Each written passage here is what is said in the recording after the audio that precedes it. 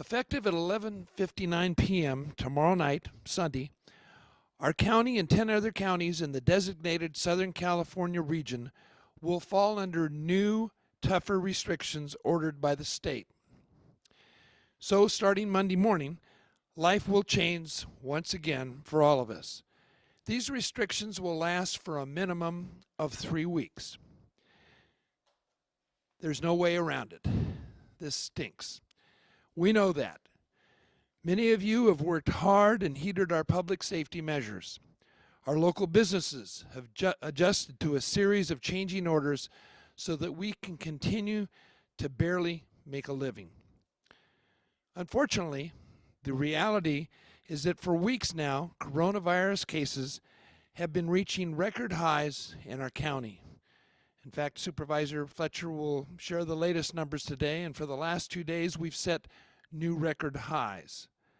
We've seen a rise not only in cases, but a rise in hospitalization rates and a rise in the use of our ICU beds in our region's hospitals. This surge is unsustainable, and it would have driven us to this point in the very near future. So here we are. We know that the timing could not be worse, with the holidays approaching and all the other activities that usually go with that. But we know that better days are ahead. Vaccines are coming, and hopefully they will turn the tide. For now, however, we've got to bear down, heed the orders, and get through this new wave of cases. As I said earlier, the new order will change the way we do things. At the County of San Diego, we will close indoor library services for the safety of the public and our employees. Beginning Monday, December 7th, the San Diego County Library will provide door service only at all locations. Doorside service will be provided Monday through Friday from 10 a.m. to 4 p.m. Walk-up door service is available to pick up requested materials with no appointment required. You can check out books, movies, and CDs requested through our online system on our website at www.sdcl.org or by calling a local branch. When items are ready for pickup, customers will receive an automatic notice via email, phone, or print. Our Parks and Recreation Department will keep parks open for day use, but will close all playgrounds and will prohibit overnight camping. Please monitor our County News Center and our social media feeds for any other updates. Now, for more information on the impacts of this new reality, let me introduce Supervisor Nathan Fletcher, and then we'll hear from Dr. Eric McDonald.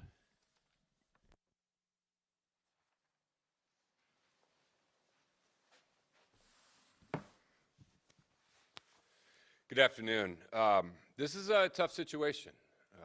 COVID-19 is a tough virus. We knock it back, it comes back, we knock it back again, and then it comes roaring back. And so we're in the fight one more time to try and get this thing under control. And I think that, we all have to be honest that this is the toughest fight we have faced in the COVID-19 pandemic. Our number of cases, our number of hospitalizations, the exponential rate of increase, the speed at which this is being transmitted, everything we are seeing is far greater than anything that we have experienced before. We know that a vaccine is on the way. We can take some measure of comfort that there's hope on the horizon, but it's not here now. And it's going to take some time. And so now, for each and every one of us, we have to get in the fight. We also know that it's harder now. There is fatigue. We've been coming out here for more than 300 days, talking about wear the mask and physically distance and avoid indoor gatherings and the orders and the changes and everything that we need to do. And we know that there is a little fatigue setting in. People are tired. We also know that attitudes are hardening. There's been entire movements built around the notion of discrediting and discounting the public health scientists and experts, entire movements built around sowing seeds of dissent and undermining efforts that we need to take in order to slow the spread. There are a lot of folks who are dedicated to division, and we have to fight through that as well. We have to fight through the fatigue that COVID is as real and deadly and dangerous today as it was in March. And we have to summon and find that sense of community that brought us together in the early days to say we're going to make a conscious decision to come together and do the things we have to do as opposed to conflict. It's easy to get frustrated with changing orders and guidance. No guidance or plan is perfect or ideal or written in exactly the right way at exactly the right time. This is an unprecedented situation. We're dealing with a global pandemic, the likes of which we have never seen in our lifetime. It also adapts and changes, and we have to adapt and change. But we don't have a choice with what's in front of us. The state order is here. It isn't going away. We have to do it. We can't avoid COVID. We can't wish it away.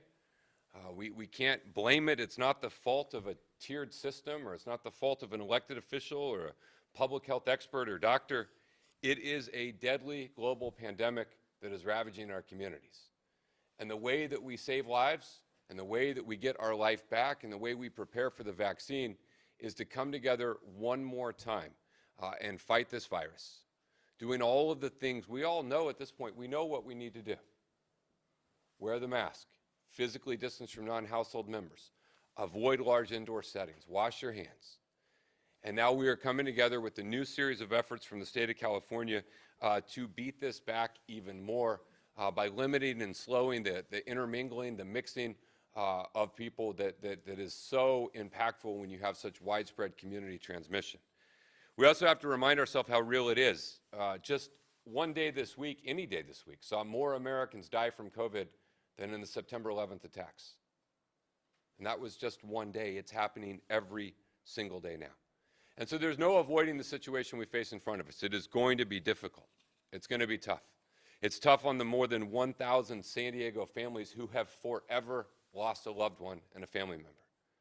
It's tough on the small businesses that are staring down the prospects of having to rebuild something that they dedicated years of their lives to building. It's tough on the parents that are trying to navigate working and their kids in Zoom and figuring out how to all make it fit. It's tough on the nurse who is exhausted and burned out, who's seeing their colleagues get sick, who has seen too many patients die, but still signs up for a double shift. I spent a decade in the Marine Corps, including multiple combat deployments, and I have seen people endure incredible hardship and make tremendous sacrifice. Dr. McDonald, who you hear from in a minute, also a combat veteran, Gary Johnson, a lot of times I think we draw a sense of strength from that. But those experiences are usually something people sign up for.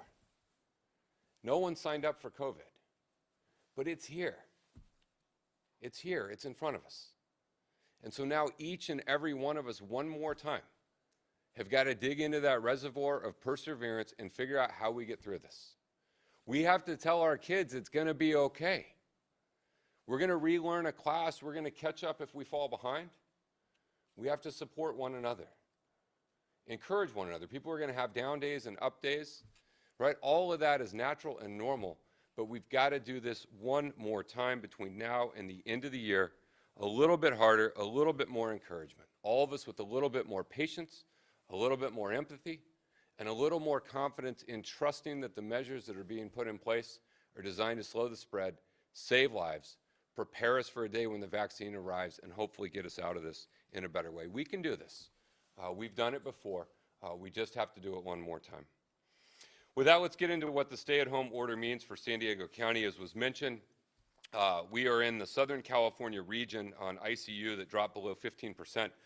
There has been a lot of discussion that, LA is dragging us down. I think it's worth pointing out that San Diego and Los Angeles have essentially the same ICU capacity available, but the Emergency Medical Services Act creates the geographic areas that hospitals are tied together. That is what is being followed.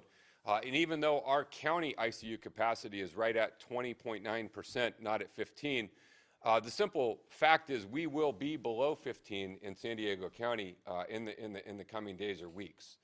We are on that trajectory. We are on that path, and we'll be awfully glad if we ever need regional help from another county that it is there. And so this is simply a case of we're moving as a region. Again, our numbers are not quite at 15. We're at 20.9, but we're on a trajectory where we will be there in the near future anyway. And so the quicker we can get into this, slow this spread, get this going, the quicker that we will be a part of coming out of it. So what it means is effective 11:59 tomorrow night, Sunday night, we will move into the state's new regional stay-at-home order guidelines. What does that mean? We're going to pull up a slide here and show you a few of the things it means. These are things that are closed. Indoor and outdoor playgrounds. It is just the play structures. The actual parks themselves can remain open, but the play structures have been ordered to be closed. Hair salons and barbershops closed. Personal care services, including nail salons, museums, zoos, aquariums, indoor recreational facilities, and movie theaters. All of those, starting Monday, will be closed. The things that are open with modifications, you can see right here, restaurants have to switch to takeout, pickup, or delivery only. So no outdoor dining, takeout, pickup, or delivery only. Retail is at 20% capacity. Hotel and lodging is for critical infrastructure support only, similar to before. Offices, remote only, except critical infrastructure sectors where remote is not possible.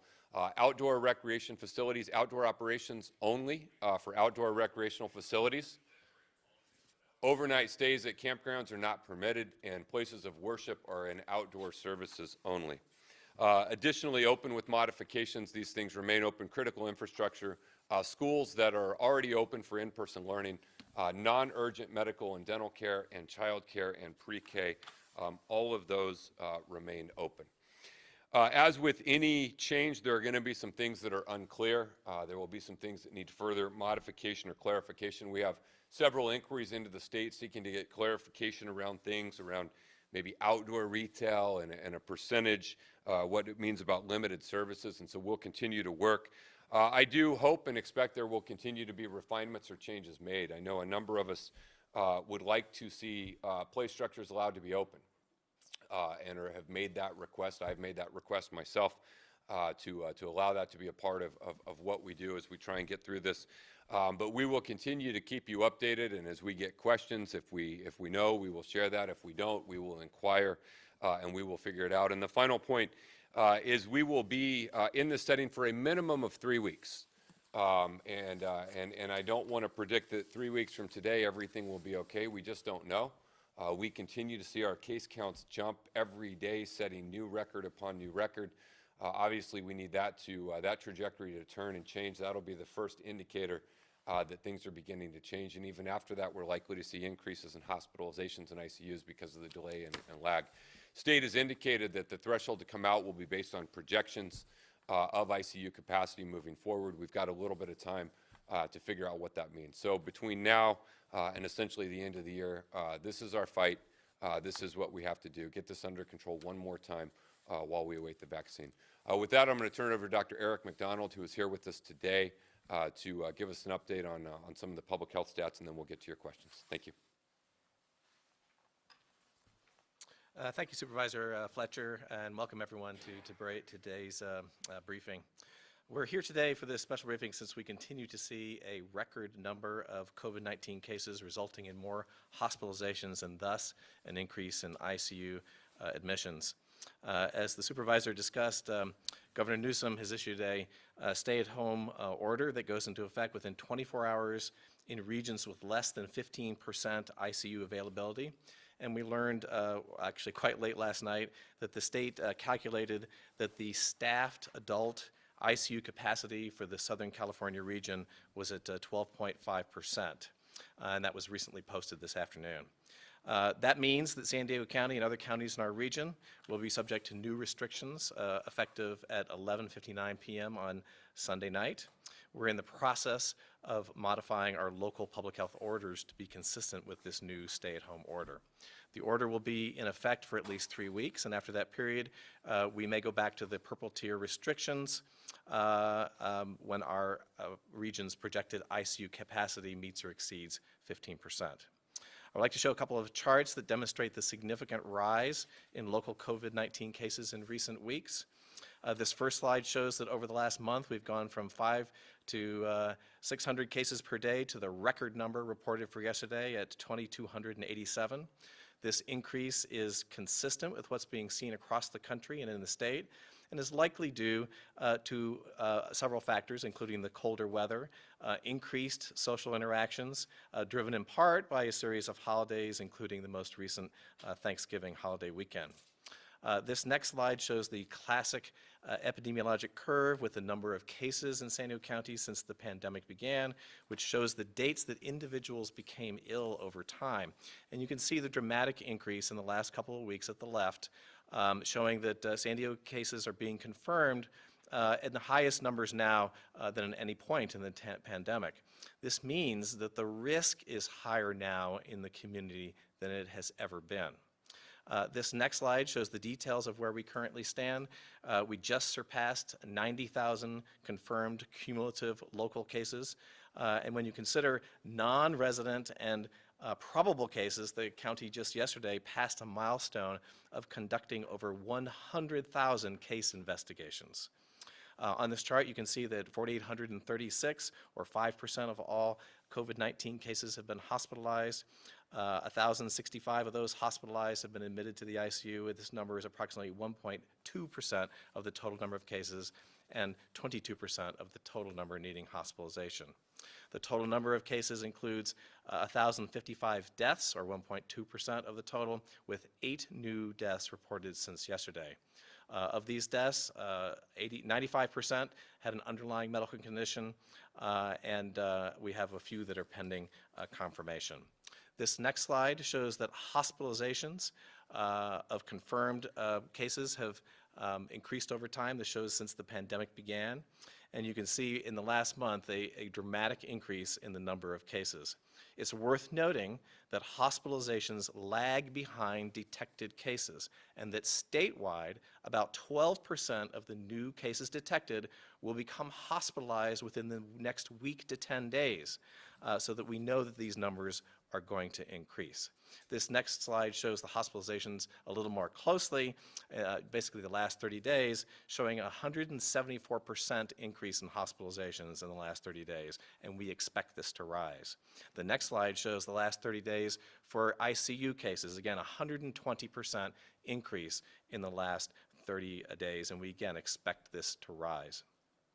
Next slide. We're at a very significant juncture here in San Diego County. We've actually done better than other parts of Southern California in terms of cases and hospitalizations and even deaths, but we need to recognize that the risk of contracting COVID in the community is higher now than it has ever been. And this slide just basically shows the things we've talked about in each of our briefings here, that these are the actions that actually have effect and matter, and that we need to be much more diligent about. That is, washing your hands frequently with soap and water, or with sanitizer when that's not available. Stay at home if you're sick. Avoid gatherings. Remember, we have to restrict our activities and avoid contact with others to avoid, to reduce transmissions of COVID-19. So I would consolidate trips outside your household and minimize the amount of time that you're indoors with anyone outside your household. These strategies really do matter and affect really the transmission rate in the county. And if we don't bend that curve down now, not only will we not be, not only will our cases be filling up the hospitals, but we really will need to rely on our neighbors who themselves have their own hands full. Next slide. I think that might be, yes.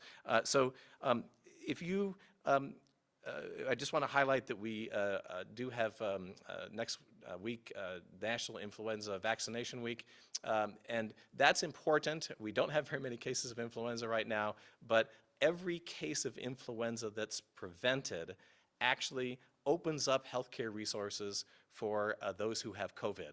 And that is, the number one reason why we want to have everyone who hasn't already been immunized to go out and be immunized. And the last thing I'd say is that for those who traveled during Thanksgiving, may have been exposed to individuals, I would strongly urge you to get tested right away. We know that there is some increase in demand, actually significant increase in demand for testing here in the last week, and that there's some delays both at the county and at the healthcare sites in the community. That should not stop you from being tested. If you feel that you're at risk, or if you have even the earliest onset of any of the symptoms, if you do go get tested, though, make sure you take precautions, wear a mask, be socially distant. Most of our sites are set up nicely for that. In fact, they all are. And we just want you to be careful as you go out for your testing and go home and are isolated while you're waiting for your results. And so with those comments, I'll turn it back over to the supervisor.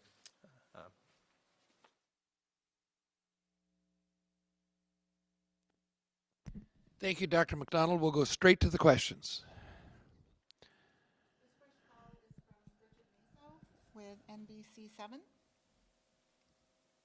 Thank you, and thank you for doing this press conference on this Saturday. My question is, and Dr. McDonald touched on it a bit, and so did Supervisor Fletcher, can you talk about ICU beds and how they may be allocated in the region, given the system is based on mutual aid? For instance, if Orange County or Los Angeles County run out of beds, or if we run out of beds, how would that impact the allocation when you're talking about a level, as you just mentioned, staffed ICU beds are as low as 12% availability, remarkably low. How do you anticipate that working, as you anticipate we are going to be at a much higher level given the exponential spread of COVID when it comes to hospitalizations and ICU beds? Okay. Very good. Dr. McDonald will respond. Yes, thank you for that question. You know, we're very fortunate here in California. We've had a long-standing system in place for mutual support for counties. We are in a region with the Imperial County and the counties in the south eastern part of the state.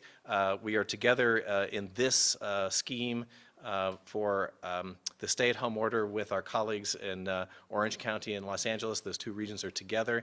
We have actually lots of mechanisms in place that have already been tested in terms of having Imperial County send cases to us. So we are working closely with the hospitals, with the state, as they look at the potential distribution of patients between counties. And of course, we're looking at increasing capacity in alternative care sites. And we do have that pre-positioned in a warm alternative care site here in San Diego. I'll defer to my colleagues in emergency services for the details there, but we have a long-standing mutual aid system that really combines our region now with the region just north of us in Orange and Los Angeles. Did that answer the question? I guess so. Thank you. Yes, I mean, I'm just looking at that number of the 12% capacity and wondering, looking at the exponential rate and what you see in the graph, the expected time in which that capacity could be so much less for ICU beds, because we know that's vital when it comes to people who are very seriously ill with COVID and mortality rates. Well, the point I would make is that's why we're doing what we're doing now. Again, that it's important now, while we still have that capacity with the projected increase, to be always 1 or 2 steps ahead, and those other contingency plans are being worked on. Thank you. Okay, we'll go to the next question. Okay, the next question will be from Hunter Sowards with KUSI.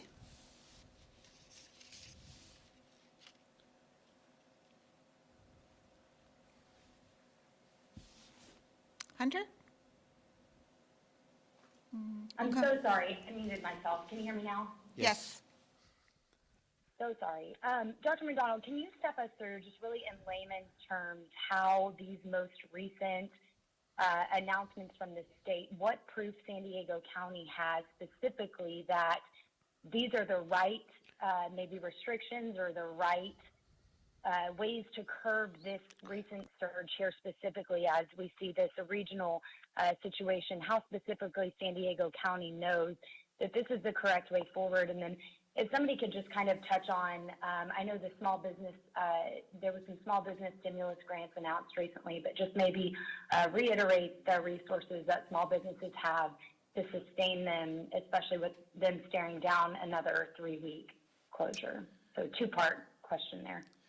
Well, let me answer that in the macro first, and then the micro. In the macro, this disease is a person-to-person transmitted by close contact and aerosolization from one individual to another. We know that that is what the underlying mechanism is, and that we know that with the increasing number of cases, we need to take measures for everyone across the community to decrease the number of interactions that they have with other individuals. And what we want to do with these new stay-at-home instructions is to absolutely reemphasize that. Again, this has been going on for 9 or 10 months. People are tired. People have sort of their usual way of doing things. And in fact, the virus had been kept in check locally in terms of communication between people with the measures that we had taken. But we need to look forward and know that the risk now is as bad as it has ever been. Therefore, we need to do things that we know that will decrease social interactions outside of households. For the specific targeted measures that are different under the governor's order versus what we're doing now, we certainly give our local information up to the state to make these fine-tunes. And again, one can quibble about specific consistencies about one action versus another, but that's why we are constantly looking at it and trying to revise and refine where we think the highest risk is. But I think that we need to keep in mind the 50,000-foot level, which is that every action we take throughout the day with what we're doing, we need to minimize our social interactions with individuals outside our household. Is there a chance that hair salons are going to be allowed to move outdoors? I know we said we sent specific requests to the state about, I know with playgrounds being allowed to the play facility. Can you give us any more insight on what exactly we've asked? You know, I personally have not been involved with those conversations. I would defer those. I know our compliance team has actually been working closely with the state on every specific industry, but I personally don't have information on that. Okay, no worries. Thank you, Dr. McDonald.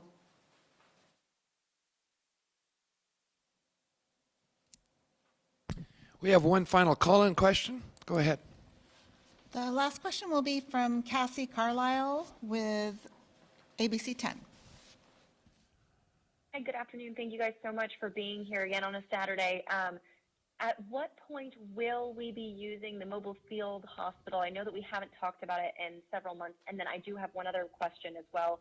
How are we going to make all of these businesses in compliance? I know that you've had trouble for a long time with certain places like gyms and restaurants falling into compliance. Is there anything that's going to be new happening with this set of restrictions?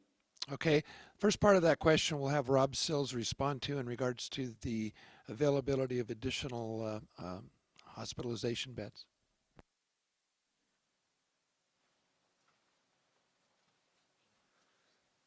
Yes, thank you for that question regarding the mobile field hospital, the federal medical station that is located up at Palomar. We're working with the team from Palomar, the hospital administrators, the CMO, et cetera, and so they're working on the staffing plan for that now. We started about a week ago, just in preparation for this. That will be used at a last resort when all of the beds that we have now within our physical structures have been totally used up, as well as any transports that we go, send out of the county. That's when we'll use that state resource. So, and it will be staffed by the, some nursing staff and physicians, et cetera, up from Palomar. So there you go. Thank you. Thank you. Our next text question also covers enforcement, so maybe I'll have him read that, and then I'll just answer both enforcement questions at the same time. Okay, so the text question is from Jacqueline Sarkisian with Fox 5. What kind of enforcement will be taking place if people don't follow this order, and who will be doing the enforcing? Yeah, we, a little while back, put in place a pretty good enforcement program, which is the Sheriff's Department, who's assigned deputies, along with our public health enforcement teams, our COVID compliance efforts. And so as we get complaints, we go out and investigate them. The deputies accompany those. When needed, we can issue cease and desist or public health closure notices. The deputies are there to be able to cite, and then as a part of our compliance team, it's not only the dedicated sheriff's deputies, it is dedicated liaison from the district attorney's office and the city attorney's office, along with our public health folks. So we now have a few more things that they will look for, but again, the focus is entities that are in willful, blatant violation of the public health orders, which now includes the regional stay-at-home effort. And so the enforcement efforts will continue as they have been over the preceding weeks, just with some new areas of responsibility. And then there was a second part to that question? Yes, and the second part of the question was, do gyms have to shut down operating outdoors? Yeah, our understanding of the order as presently written is that gyms are covered by outdoor recreation. And so they would be allowed to operate provided that it is done in an outdoor setting. Thank you, Supervisor Fletcher. This next text and question deals with whether there's any consideration of using the U.S. Navy's Mercy Hospital, and Dr. McDonald will respond. This text question is from Cliff Albert with Kogo. Is there any plan by the state that you are aware of to use the Navy hospital ship USS Mercy to help make more ICU beds available? Thanks. That's a great question. I think many of you know that I spent 24 years in the Navy myself. I'm pretty familiar with the process of actually requesting and obtaining support from the hospital ship. In fact, there are a number of military resources across the country that may be employed to support regions that need support. I think that based on the experience of the deployment of the ship to Los Angeles, I think it's actually the people that staff the ship that are the most important component of that resource. I think it's unlikely that we would need to be utilizing that here in San Diego. But again, if we, through the state, thought that resource was required, we would certainly request it. Again, we're very fortunate that we have two naval hospitals and a VA facility here that are providing robust support locally. And I think that having those individuals employed and doing what they're doing to support the community through those hospitals is actually the most effective resource use in the short run. Dr. McDonald, this next text question is from Jonathan Wozen with the San Diego Union Tribune. He wanted to confirm whether holiday travel, which he understands is strongly discouraged, would be a violation of the new public health orders. My understanding of the state's advisory is that it's a travel advisory. I can tell you that my own family is discussing this, talking about giving advice to family members across the country about whether they should move, and we're talking in my family alone that the best thing to do is to stay at home. I think if you add 21 days to Sunday, you'll see that goes through Christmas Day, and it is important that really the household that you're in now is the one that really you should be in for the next 3 weeks. It shouldn't be expanding, and you should think now about how you want to change your holiday plans with your family. There are lots of ways to celebrate this important season coming up without physically traveling.